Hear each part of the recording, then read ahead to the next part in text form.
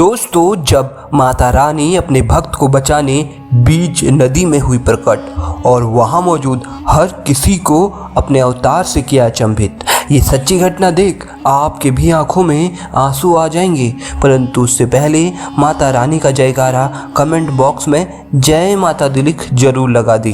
दोस्तों, ये बात है 2015 की। छत्तीसगढ़ के कमिया नाम के एक गांव में सावित्री नाम की माता रानी की परम भक्त थी। सावित्री बहुत ही सुंदर और गुणवान थी। उसके घर के दरवाजे पर आए किसी भी गरीब और भूखे को वो खाली पेट नहीं जाने देती तथा हर किसी की मदद को वो सदैव तत्पर रहती। सावित्री के गांव का हर व्यक्ति सावित्री के आचरण से प्रभावित था और सावित्री को हर जगह सम्मान मिलता। माता रानी की कृपा से जल्द ही सावित्री को सुयोग्य वर मिला जो सुंदर और धनवान था, जिसका नाम था अमित। सावित्री अपने पति अमित के साथ बहुत खुश थी। दोनों की जिंदगी की गाड़ी सही लाइन पर थी। अमित अपने कंपनी में सीनियर मैनेजर था। एक बार उसकी कंपनी में एक नई लड़की का अपॉइंटमेंट HR पद के लिए होता है। वह लड़की अमित के पद और पैसे दोनों से प्रभावित थी और किसी तरह अमित को दोस्त बना लेती है। धीरे धीरे उनकी दोस्ती कोई और ही नया रूप ले लेती है। अब तो अमित रोज देर घर आने लगा था। सावित्री रोज आधी रात तक अमित का इंतजार करती।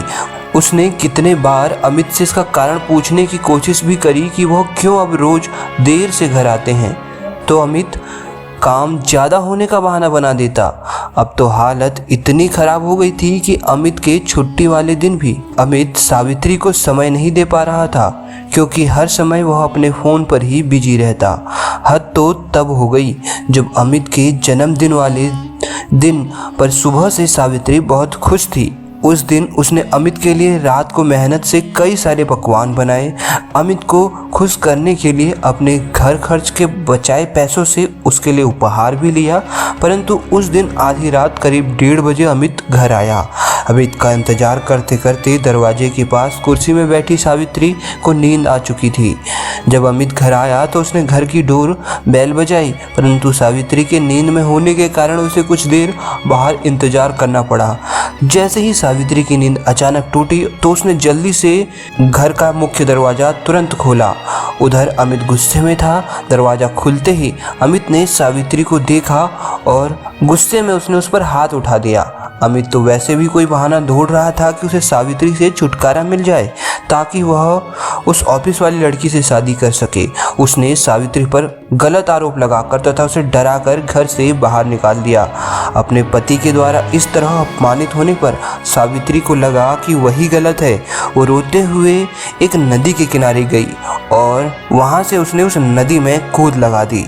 जब वह नदी में डूब रही थी तो उसने माता रानी को याद किया और तभी अचानक उसे लगा कि किसी ने उसको अपने दोनों हथेलियों में थामा है और धीरे धीरे वो हाथ उसे उस नदी से बाहर निकाल रहे हैं। परंतु पानी के ज़्यादा अंदर डूबने के कारण उसे बेहोशी आ गई। जब उसकी आंख खुली तो एक बूढ़ी औरत स्नेह से उसकी तरफ देख रही थी। उस बूढ़ी औरत की आंखों और चेहरे में एक अलग ही चमक था तथा तेज था। उस बूढ़ी औरत ने अपनी झोपड़ी में 2 दिन तक अपनी बेटी की तरह सावित्री की सेवा पानी करी और उसको समझाया। फिर तीसरे दिन सावित्री को कहा कि तुम अपने पति के घर जाओ, सब कुछ ठीक हो जाएगा, मैं तुम्हारी सारी परेशानी जानती हूँ।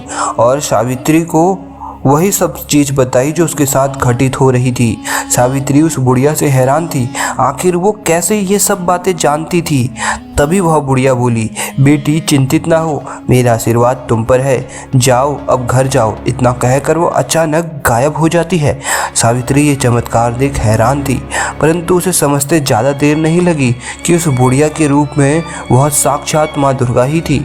उसके खुशी का ठिकाना नहीं रहा, क्योंकि जिस माता के झलक को वह हमेशा देखना चाहती थी उस माँ ने खुद सावित्री को बचाकर उसकी सेवा पानी भी करी थी। माता के दिए आदेश के अनुसार जब वह अपने पति के घर पहुंची तो सावित्री को देख अमित सावित्री के चरणों में गिर पड़ा।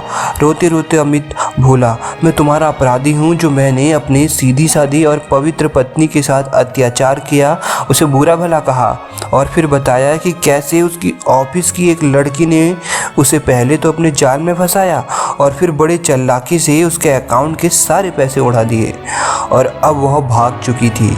अपने पति को दुखी देख सावित्री भी रो पड़ी, परंतु उस दिन के बाद से अमित पूरी तरह बदल चुका था। अपनी पत्नी सावित्री का हर तरह से वह ख्याल रखता था। उनकी जिंदगी फिर से खुशहाल हो चली थी। माता रानी की कृपा से वह लड़की भी पुलिस के द्वारा पकड़ी गई और अब सावित्री और उसके पति फिर से दोबारा सुखी, संपन्न और धनी हो चुके थे।